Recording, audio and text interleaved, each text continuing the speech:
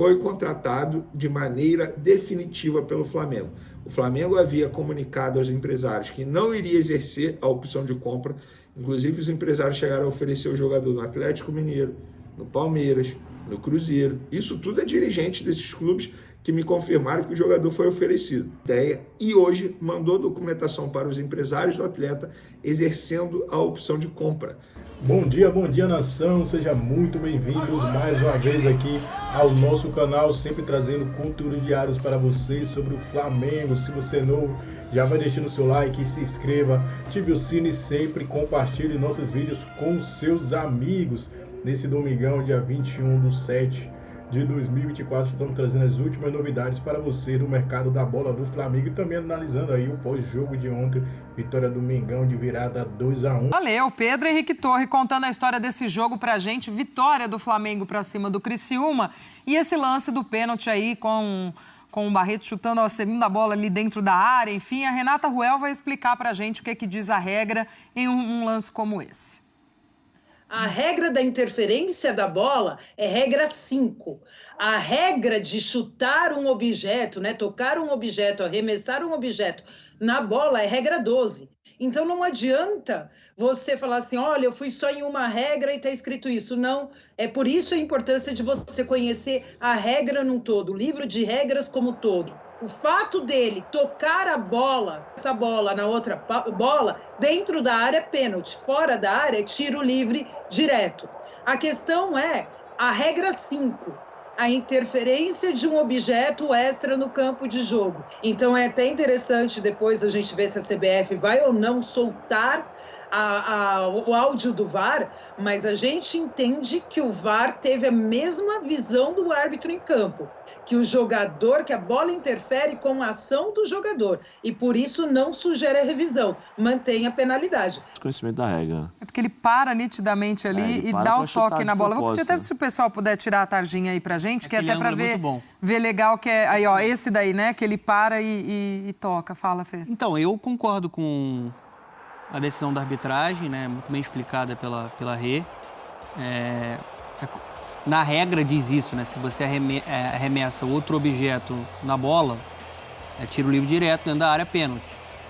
E no caso, a segunda bola era esse objeto, né? E aí você pode debater a questão de o árbitro deveria ter parado antes por conta dessa segunda bola no gramado. Ele tem a obrigação de parar se detectar que tem uma interferência direta no jogo. Na minha opinião, tá? Olhando o lance, eu acho que o Barreto, o jogador do Criciúma, ele chega a atrasar a passada dele, muda um pouco a direção da corrida dele, ali com o Cebolinha, de forma proposital e consciente para bater a segunda bola na bola que o Cebolinha vinha ali para tentar a finalização. Então, assim, a interferência só acontece pela tentativa de malandragem do Barreto. Ele atrasou a passada dele, pode pegar no ângulo ali. Ele dá uma atrasadinha na passada e muda a direção para bater na bola. E até quando termina o jogo, existiu uma narrativa, né, de jogadores do Criciúma, ele se confundiu. Gente, não. Numa boa, ele não se confundiu. Ele também tá de frente ali para jogar. É só olhar a imagem. Ele atrasou um pouquinho a passada, ele fez de propósito. Aí, Fernando. Olha lá, essa para mim é ótima. Lá. Ele viu que era a única maneira de tentar... ele tava de costas. Quando ele vê a bola no chão, aí ele larga... Ele olha pro Cebolinha antes, né? Então, ele tá vendo o Cebolinha. Quando ele vê, aí ele olha a bola no chão e fala assim, opa, peraí, deixa eu chutar a bola. É isso. Eu acho que o árbitro foi muito bem, assim. E eu vou te falar, eu nunca tinha visto um lance assim. Um pênalti sendo marcado dessa forma. A gente dá muita pancada, né, entre aspas, em árbitro, critica muito a arbitragem. Ali ele mostrou uma segurança, uma convicção muito grande na regra. Foi muito bem nesse lance especificamente. Eu até acho que tem um lance que, para mim, ele não marca um pênalti pro Flamengo, que o goleiro do Criciúma dá uma voadora, né, para tentar tirar a bola ali, né, sobe muito ali o pé, mas nesse lance ele foi muito bem. Para mim, a arbitragem acertou na interpretação. O Gabigol falou no final da partida, né? Ele cobra o pênalti aí que dá a vitória ao Flamengo. E ao final do jogo ele falou, e a gente vai trazer as aspas do Gabigol em entrevista aos nossos companheiros de transmissão da Rede Globo. Vamos ver o que o Gabriel Barbosa fala. A minha vontade, todo mundo sabe, foram acordadas muitas coisas que não foram cumpridas. Não agiram de uma maneira boa, na minha opinião, com um ídolo. As coisas estão em aberto, tudo pode acontecer. Perguntado sobre a sua situação no Flamengo, e ele fala aí em relação à diretoria do clube, que muitas coisas foram acordadas e não foram cumpridas. Se tem uma coisa que o jogador não gosta, é quando o treinador, o diretor começa a levar gente lá para explicar regra, para explicar um monte de coisa que pode atrapalhar. Eu acho que o Gabigol ele não tinha noção nenhuma, quando acontece a situação do doping, da consequência que aquilo podia ter. Porque ele foi mal educado, ele não foi legal. Desrespeitoso. A gente precisa falar aqui que ele não foi autuado nenhuma, não ingeriu nada. Isso aí tá tudo, ele tá certo. Agora, ele foi desrespeituoso, ele saiu, ele não quis fazer. Ele achou que por ser o ídolo, que ele mesmo diz ali, ele ia ficar impune, como acontece muito no futebol. Às vezes o cara tem muita coisa que as pessoas acham que a costa é quente demais e que vai passar e que não vai acontecer nada. E não. E eu acho que teve um jogo do Cruzeiro que o goleiro adversário, acho que era o goleiro do Santos, ele sente lá uma posterior e cai e o jogador do Cruzeiro vai e faz o gol. Foi muito rápido. Não dá tempo do cara pensar tudo isso. Eu acho que o zagueiro ali do Criciúma, eu acho também que foi muito rápido o lance. Eu acho que o árbitro, por estar numa posição privilegiada, poderia ter parado a jogada. O jogador do Criciúma, mesmo ele tendo sido malandro ali em jogar a bola, foi bom, estava bom de taco, hein? Tá jogando sinuca. Acertou bem a bola. Mas ele não sabia o que poderia acontecer depois. E o Tencati o técnico do Criciúma, foi muito honesto e claro. O árbitro acertou em marcar o pênalti. Só errou que ele deveria ter parado a jogada antes. E aí, o Criciúma foi muito prejudicado por não saber a regra, o jogador, assim como o... Silas, eu acho que a forma como ele agiu, do que foi descrito pela turma do antidoping, é mesmo de desrespeitar o protocolo ali. É um protocolo que vocês já estão acostumados. Falo vocês porque vocês viveram isso também, né? Eu acho que nesse ponto, ele desrespeitou. Ele não tinha noção e sabia. Então, mas aí são consequências, né? São consequências. Agora, ele fala que não há um acordo aí com a diretoria, ou não cumpriram com um acordo e tal. É óbvio que isso pesa muito também nesse momento para a diretoria do Flamengo e para qualquer outra, porque não sabe o que vai ser, o quanto você pode contar com o Gabigol.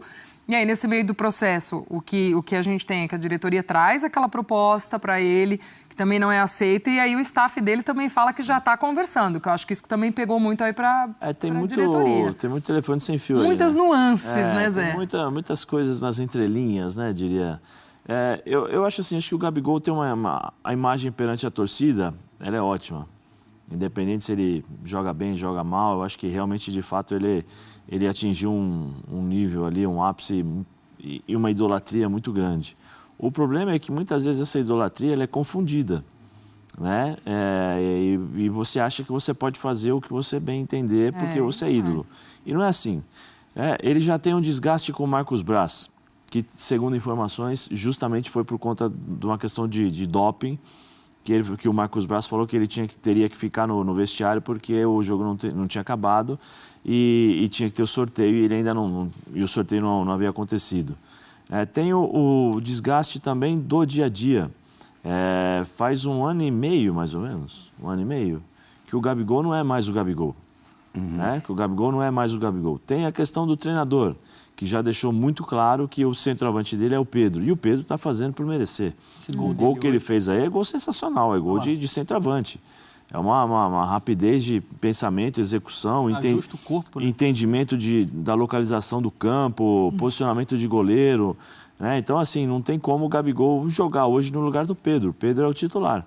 Ele tem que... e ele falou muito claro, né? Eu queria jogar na minha posição. Com o Tite, ele vai ser banco. Então tem muita coisa, muitas coisinhas pequenas, vamos dizer assim, pequenas para nós, né? Mas que dentro do vestiário de um dia a dia acaba pesando. E aí tem o desgaste também da questão financeira. O Gabigol quer um contrato de 5 anos, o Flamengo fez um contrato, fez uma oferta para 2.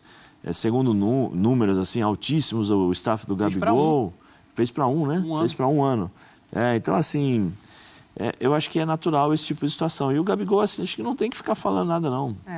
Entra e joga, olha, até porque se ele se tornou ídolo é muito por conta dessa diretoria que apoiou, que esteve do lado dele. E que existe uma questão que chama-se negociação. Não é porque não dá certo a negociação que você sai falando mal dos... Né? E outra, né, Zé? Vai ficar pelo menos até o fim do ano aí e fica nesse desgaste, né? E publicamente expondo isso também ruim, né, para todo mundo. Quando ela fica com o pé atrás em relação à possível suspensão do jogador. Ela está correta.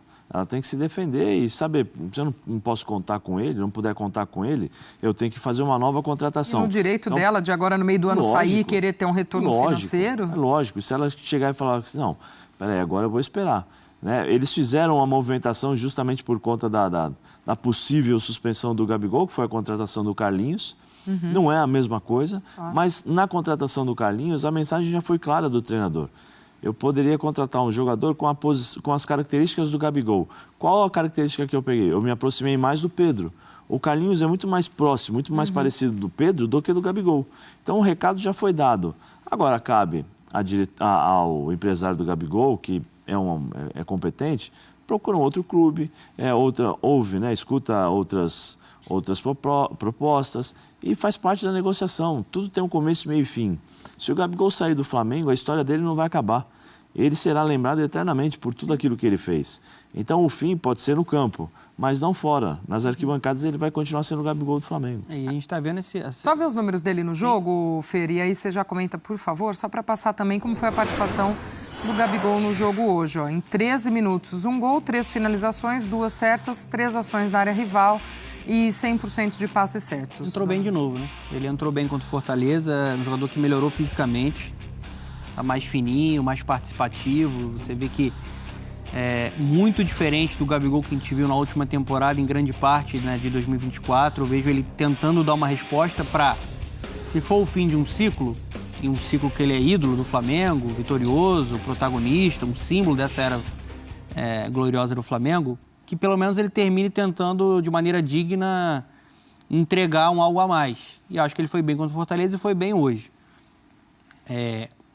A questão a interpretação que eu tenho é que mesmo antes do contexto, né, de tudo que está acontecendo no caso de antidoping do Gabigol, essa diretoria já não queria ficar com o Gabigol. Porque, por exemplo, você tem de fato uma possibilidade, uma punição maior. Isso afasta até clubes que poderiam estar interessados. Mas você pode também tentar firmar um contrato maior e botar uma cláusula de, se acontecer isso, rompe-se o contrato. Então, acho que já não existia uma vontade tão grande dessa direção, por tudo que a gente tem visto, declarações do Landim, do Braz, de permanecer com o Gabigol. O que ele falou ali, né, com a repórter depois da série do Gramado, eu não sei o que foi prometido para ele, o que não cumpriram desse acordo. Eu sei que essa mesma diretoria, em outras oportunidades, eu acho que ela não conseguiu fazer bem essa transição de fim de ciclo de jogadores que foram importantes para essa geração vitoriosa do Flamengo. Agora, faz parte do mercado, faz parte do negócio.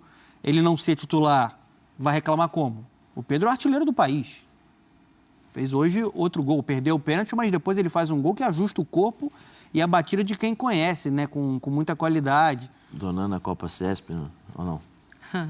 Copa Rio lá? Já fiz um golzinho assim. Tá vendo? Se provocar, ele só, tá vendo? Mas sem dúvida, é do jogo. Muita coisa pega, esse comportamental dele e tudo mais. Sem falar que quando você fica chateado, magoado com a diretoria, que foi o que pareceu, sim, tem não cumpriram muita coisa e tal, e aí em cima aparece Palmeiras, o cara fala, agora eu vou dar tipo aquele tapa de luva de pelica nos caras, porque tem um tão grande quanto que me quer. Quem está rivalizando com o meu atual... Justamente. E aí os empresários, aquela coisa toda, falando, olha, cara, os caras não querem mais você aqui. Né? E tem todo o direito de não querer, mas a gente também tem o direito de buscar. E outra, quem está te procurando não é qualquer time. A proposta que o Flamengo faz de um ano, uma proposta que faz sabendo que o Gabigol vai negar. É só assim. De propósito, né? De maneira consciente. Ó, te dou um ano, te dou um aumento aqui, mas para um atleta da idade dele, ele não vai assinar um contrato de um ano. Com a possibilidade, por exemplo, de ir para um Palmeiras, por exemplo, para assinar um contrato de 4, 5 anos. Não faltam interessados. O Gabigol não é um jogador veterano. Tem uma boa idade ainda, está dando uma resposta agora na parte física. Um jogador que sempre foi protagonista na geração dele aqui no futebol brasileiro, desde a época do Santos. Então, assim, o clube está no direito de tomar a decisão e o Gabigol vai estar no direito também de buscar um futuro em outro clube se as partes não chegarem a um acordo. Turma, vamos fazer mais uma pausa rápida aqui. Na sequência... Faz o gol decisivo da vitória do Flamengo aos 43 do segundo tempo. Gabigol desabafou, Gabigol falou depois do jogo, tá? E eu vou trazer aqui o que ele falou, porque o Gabigol não desabafou só na comemoração, não.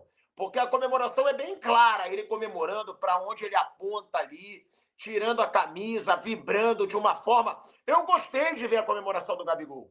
Mostra que ele está incomodado com essa forma patética dele, com essa fase patética dele, de estar jogando nada há 1 ano e meio, quer mostrar trabalho nesse fim de ciclo no Flamengo, porque o Flamengo já deixou claro que não vai renovar. E o Gabigol me agradou. Esse fato de ver que o cara tá querendo, de ver que o cara tá com sangue nos olhos, de ver que ele ainda quer sair do Flamengo pela porta da frente. Porque o Gabigol, do jeito que tava, ele tava ali fazendo um caminho para sair pela porta dos fundos do Flamengo.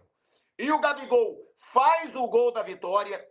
Isso é o que eu falo. Eu critico muito o Gabigol, tá? Critico muito. Mas culhão esse cara tem. Para pegar a bola naquela hora, depois do Pedro perder um pênalti, aos 43 do segundo tempo, num jogo ruim do Flamengo. Essa vitória não pode camuflar mais um jogo ruim do Flamengo nos últimos 3 jogos, hein? Nos últimos 3 jogos, um jogo ruim contra o Cuiabá, um jogo ridículo contra o Fortaleza e agora um jogo ruim contra o Criciúma. Eu espero que a vitória não esconda dos torcedores no telinha que o Flamengo não está jogando nada há 3 jogos. Eu espero que também não esconda dos torcedores no telinha que o Flamengo ficou 10 dias sem jogar, 10 dias treinando, para não jogar nada no jogo de hoje. A fase do Flamengo é preocupante. O Flamengo está chegando num calendário que vai ter jogos decisivos contra o Palmeiras, jogos decisivos contra o Bolívar, jogos dificílimos pelo Campeonato Brasileiro. Se o Flamengo jogar esse futebol ridículo que ele está jogando nos últimos 3 jogos, não vai dar certo em nada, hein? Não adianta ficar camuflando com o resultado, ficar achando que a vitória está maravilhoso. O Flamengo empatou com o Cuiabá no Maracanã, perdeu para o Fortaleza no Maracanã, e aí a explicação era jogadores machucados, jogadores na Copa América, voltou todo mundo. E o Flamengo hoje foi horroroso. O jogo foi ruim. Não adianta querer falar para mim que o Flamengo ganhou pilhado. Isso para mim é torcedor Nutella. Flamengo não jogou nada.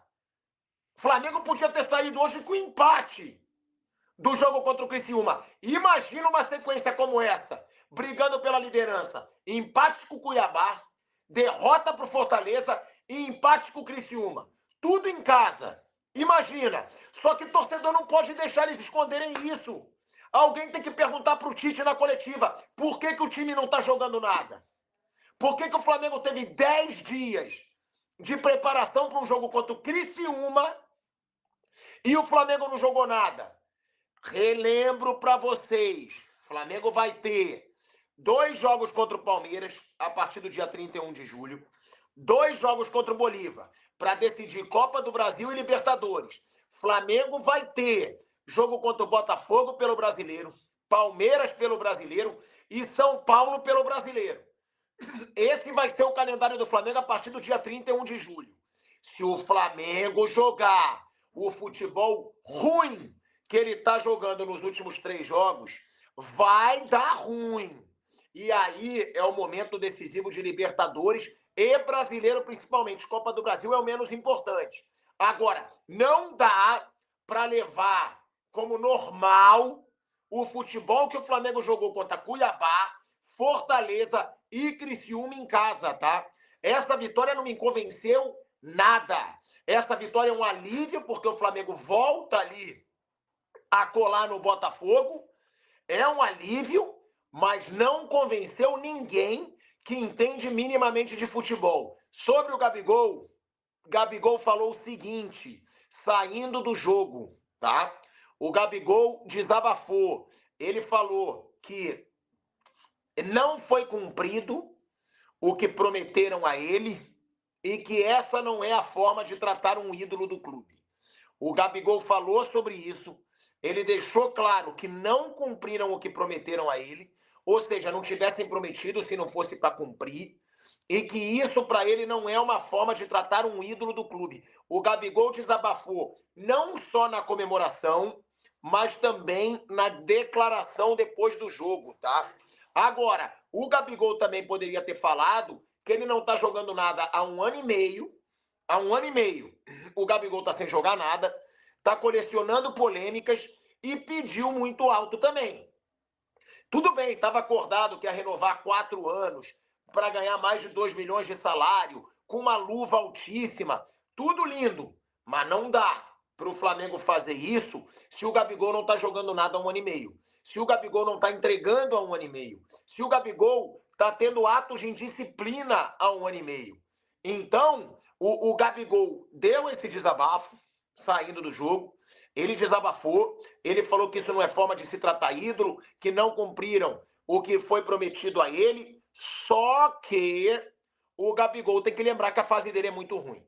É muito difícil para o Flamengo renovar com um jogador que não está jogando há 1 ano e meio por 4 anos de contrato para ganhar cerca de 2 milhões e 200 mil reais por mês. E ainda pagar uma luva, porque ele ainda queria um valor. Já que ele não teria que ser comprado, ele ainda queria um valor em troca. Então, o Gabigol fez o desabafo, o Gabigol comemorou desabafando. Foi bem legal ver que o Gabigol quer entregar ainda no Flamengo. Ver que o Gabigol não está de corpo mole, mesmo sabendo que vai sair desabafo. Deveria lembrar que ele há 1 ano e meio não entrega e que ele vem colecionando atos de indisciplina. Essa é a minha opinião. Agora, que foi legal ver o desabafo do Gabigol, a comemoração do Gabigol, o torcedor gostou. Boa noite, pilhado. A diretoria não pode fazer isso com os nossos jogadores. O campo era horrível. Só beneficia o time de menor qualidade técnica. Ah, mas não dá para ficar inventando desculpa toda hora. Contra o Cuiabá não era o gramado. Contra o Fortaleza não era o gramado. Não dá para ficar inventando desculpa o tempo inteiro quando os resultados do Flamengo são ruins. Não dá. Você é derrubador de técnico. Do outro lado tem uma equipe. Ah, vai pro inferno. Sou derrubador de técnico. Eu já elogiei o Tite várias vezes. Não vou elogiar um time que joga mal há 3 jogos contra times menores. Não vou. Se quer ser torcedor Nutella, não precisa ficar aqui na live. Não precisa.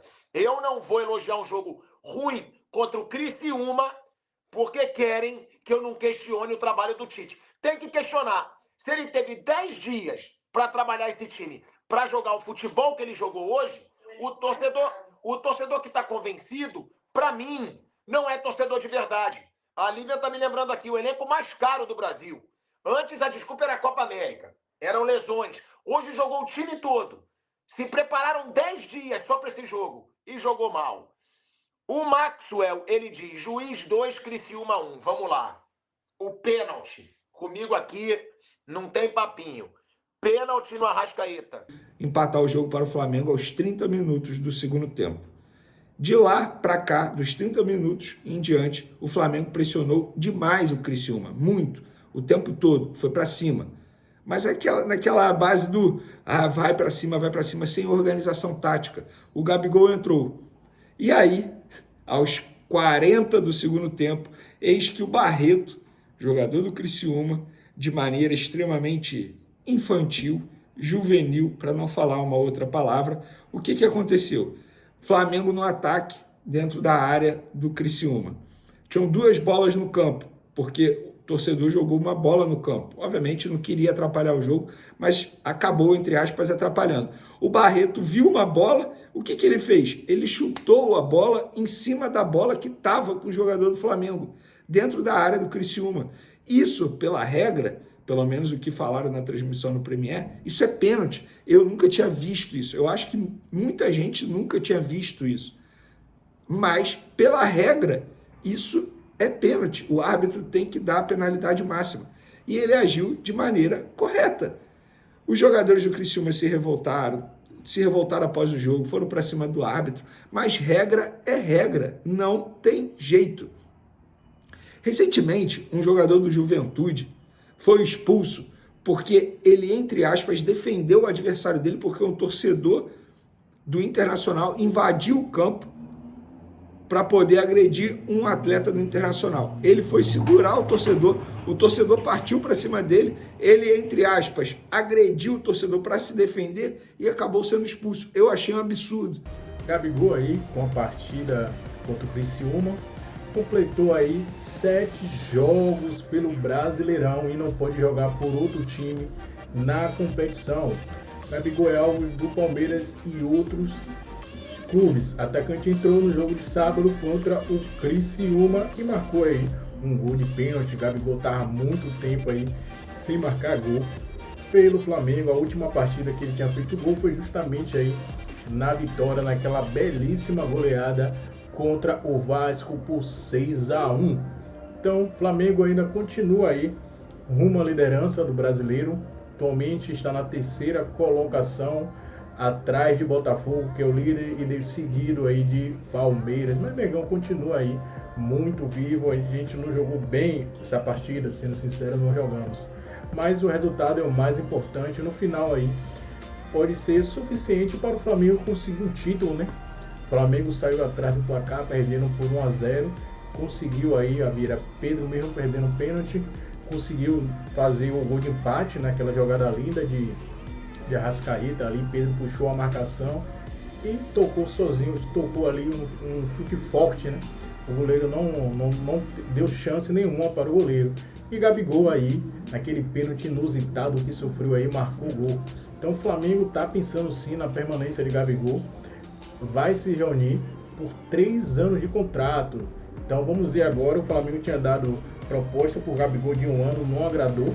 Ele ficou muito chateado, tanto que ele falou ontem aí no pós-jogo, após ter marcado o gol no final do jogo, ele falou que foi muito chato o que aconteceu com ele no Flamengo. Não deveria acontecido, né, com um ídolo. Assim falou o Gabigol. Mas agora o Flamengo planeja aí oferecer um contrato de 3 anos. E essa reunião deve acontecer ainda essa semana para o assunto ser debatido. Então o Flamengo quer sim contar com o Gabigol ainda. E Gabigol, no meu entendimento, ele quer ficar no Flamengo. Porque ele sabe que no Flamengo ele tem a ajuda da torcida, que sempre está apoiando ele, sempre está do lado dele. E dificilmente ele vai conseguir aí, em qualquer outro time, né? A sensação que ele tem no Flamengo. Da torcida estar do lado dele, os jogadores gostar dele. Já tá se adequado por tudo, conhece tudo no União do Urubu. Então, para o Gabigol ficar no Flamengo, o Gabigol vai ganhar muito também. O Flamengo vai ganhar porque é um grande atleta, é um grande atacante, jogador que fez história no Mengão, sim. Mas Gabigol também ganha muito.